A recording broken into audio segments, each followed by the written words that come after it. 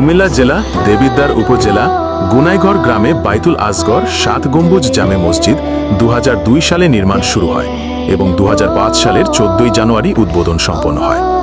এটি মোগল, তুর্কি এবং পারস্য স্থাপত্যের একটি অসাধারণ সংমিশ্রণ। মসজিদটির 4 কোণে 4টি মিনার রয়েছে, প্রতিটির উচ্চতা 80 ফুট। এতে 7টি গম্বুজ রয়েছে, যার মধ্যে 5টি ঝাড়বাতি দিয়ে সাজানো।